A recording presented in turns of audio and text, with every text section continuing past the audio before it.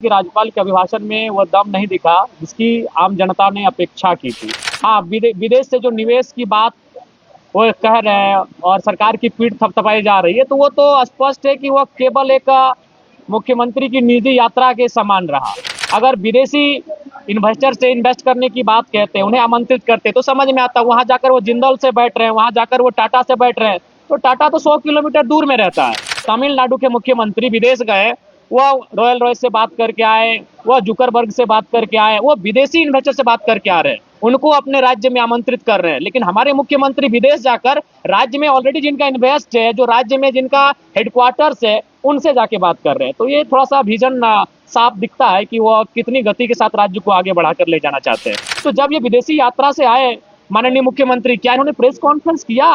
क्या इन्होंने बताया कि विदेश की यात्रा का इनका क्या उद्देश्य था? कि माननीय मुख्यमंत्री महोदय वो किसी भी हाल में चाहते हैं कि हमारे आदरणीय बाबा दिशम गुरु को भारत रत्न मिले, वो किसी भी हाल में चाहते हैं। सदन के माध्यम से ये मांग करूंगा कि जेपीएससी की जो 2026 की परीक्षा ली जाएगी, विज्ञापन संख्या 1/2026 के माध्यम से, उसमें अधिकतम आयु का जो कट ऑफ हो वह 1 अगस्त 2018 हो।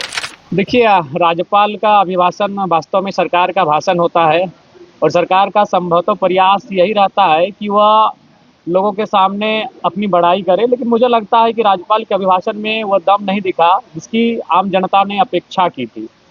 आज आप देख सकते हैं मूल अभिभाषण में जो मूल चीज़ें दिखनी चाहिए थी, आज छात्रवृत्ति का मामला लंबित पड़ा है, आज नियमित परीक्षाएं नहीं हो रही हैं, आउटसोर्सिंग एजेंसियों में कई महीनों से, चाहे वो स्वास्थ्य विभाग के कर्मचारी हो या अन्य विभाग के कर्मचारी हो, 4-5 महीनों से उन्हें वेतन नहीं मिल पाता है, वो लगातार प्रोटेस्ट करते हैं। तो मुझे लगता है कि राज्य को जितनी गति मिलनी चाहिए वो गति नहीं मिल पा रही। उसके बाद हाँ, विदेश से जो निवेश की बात वो कह रहे हैं और सरकार की पीठ थपथपाई जा रही है, तो वो तो स्पष्ट है कि वो केवल एक मुख्यमंत्री की निजी यात्रा के समान रहा। अगर उसमें कोई विजन होता तो जाहिर सी बात है वो वहां जाकर अगर विदेशी इन्वेस्टर से इन्वेस्ट करने की बात कहते हैं, उन्हें आमंत्रित करते, तो समझ में आता। वहां जाकर वो जिंदल से बैठ रहे हैं, वहां जाकर वो टाटा से बैठ रहे हैं, तो टाटा तो 100 किलोमीटर दूर में रहता है। तो अगर हम विदेश जाकर, वहां भी जाकर अगर टाटा से बैठे, जिंदल से बैठे, वहां जाकर रुंगटा से बैठे, तो फिर विदेश जाने का कोई औचित्य नहीं था। वहां जाकर हमें जिस प्रकार तमिलनाडु के मुख्यमंत्री विदेश गए, वो रॉयल रॉयस से बात करके आए, वो जुकरबर्ग से बात करके आए, वो विदेशी इन्वेस्टर से बात करके आ रहे हैं, उनको अपने राज्य में आमंत्रित कर रहे हैं। लेकिन हमारे मुख्यमंत्री विदेश जाकर राज्य में ऑलरेडी जिनका इन्वेस्ट है, जो राज्य में जिनका हेडक्वार्टर्स है, उनसे जाके बात कर रहे हैं। तो ये थोड़ा सा विजन साफ दिखता है कि वो कितनी गति के साथ राज्य को आगे बढ़ाकर ले जाना चाहते हैं। 4 महीना पहले, हमें लगता है जून के महीने में भी 4-5 महीना पहले वो विदेश की यात्रा पर गए थे, तो वहां उनका एक प्रेस कॉन्फ्रेंस होना चाहिए था। जब इस देश के प्रधानमंत्री मनमोहन सिंह विदेशी यात्रा पर जाते थे, वो एयरपोर्ट पर आते थे और प्रेस कॉन्फ्रेंस करते थे। तो जब ये विदेशी यात्रा से आए माननीय मुख्यमंत्री, क्या इन्होंने प्रेस कॉन्फ्रेंस किया? क्या इन्होंने बताया कि विदेश की यात्रा का इनका क्या उद्देश्य था? तो मुझे लगता है कि संतोषजनक नहीं है जो राज्यपाल का अभिभाषण रहा। राम माधव क्या? देखिए, इसके 2 महत्वपूर्ण कारण हैं।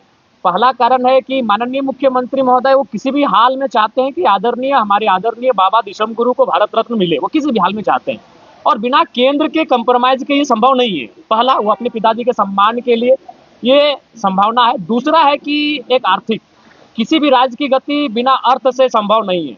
तो कहीं ना कहीं जो हमारा और केंद्र का जो समन्वय नहीं हो पा रहा है और केंद्र का जो परस्पर सहयोग नहीं मिल पा रहा है, कहीं ना कहीं ये चीजें भी माननीय मुख्यमंत्री को केंद्र की ओर आकर्षित कर रही है। सच्चाई है।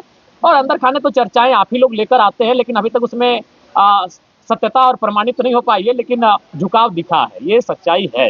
नहीं, बिल्कुल सरकार में रहते मुख्यमंत्री, ये बयान एक विधायक का हो सकता है, अभी विपक्षी पार्टी के विधायक का कि आप जाके कब्जा कर लीजिए, आप उनसे ये करिए। लेकिन एक मुख्यमंत्री जो इस राज्य के मुखिया हैं, इनको ये बयान ना देकर बल्कि उनको दबाव देना चाहिए था कि भाई आपको हर हाल में 75% रखना होगा, नहीं तो फिर उनको रिस्ट्रिकेट कर दीजिए। झारखंड में मुझे लगता है 1-2% कंपनियां ही ऐसी होंगी जो कंपनी एक्ट का अनुपालन कर रही है। बाकी आप किसी भी कंपनी के परिसर में जाकर अगर जांच करें, तमाम विषयों का जांच करें, मापदंडों का जांच करें, तो वो फेलियर हो जाएंगे। तो ऐसे में उनको सीधे रेड अलर्ट जारी कर देगी, भाई आप चलिए यहाँ से, निकलिए मेरे राज्य से। बहुत सारी उनको शिकायतें हैं, लेकिन मुख्यमंत्री केवल भाषणों में ऐसा कह रहे हैं। मैंने उनको कहा कि हम लोग आपके साथ खड़े हैं, हम लोग आपके साथ खड़े हैं निजी कंपनियों के मामले में, क्योंकि झारखंड अलग राज्य की लड़ाई में एक कंपनी का कंपनियों के द्वारा जो उत्पीड़न था वो भी एक महत्वपूर्ण कारण था, और उसी की उपज थे कॉमरेड ए के राय, जो मजदूर नेता थे, जो एक मैंने कह सकते हैं एक इंजीनियर थे। तो बिल्कुल एक कंपनियों का भी बहुत बड़ा योगदान रहा है, उनका उत्पीड़न, उनका शोषण, मजदूर उनके द्वारा मजदूरों का शोषण भी एक बहुत बड़ा योगदान रहा है झारखंड अलग राज्य की क्रांति में। जेपीएससी के छात्र जो है आयु सीमा बढ़ाने जी, मैं आज मेरा शून्यकाल का वो सवाल है और मेरा 17वें नंबर पर सवाल है।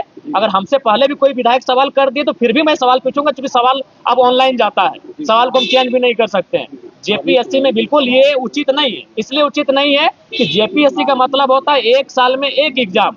आज हम 2026 में हैं, उसके हिसाब से कम झारखंड में 26 जेपीएससी का एग्जाम होना चाहिए, लेकिन ये 9वां है। हालांकि इसे गिनती में 14वां बताया जा रहा है, क्योंकि 7वां से 10वां और 11वां से 13वां एक साथ लिया गया था, लेकिन अगर कैलेंडर ईयर की बात करें तो ये मात्र 9वां एग्जाम है। तो इसलिए मेरे हिसाब से अगर इससे पहले का जो जेपीएससी एग्जाम था उसका जो अधिकतम एज का जो कट ऑफ था वह 2017 था, तो चूंकि आप उसके बाद ये एग्जाम ले रहे हैं तो 2018 होना चाहिए। और मैं सरकार से भी सदन के माध्यम से मांग करूंगा कि जेपीएससी की जो 2026 की परीक्षा ली जाएगी विज्ञापन संख्या 1/2026 के माध्यम से, उसमें अधिकतम आयु का जो कट ऑफ हो वह 1 अगस्त 2018 हो।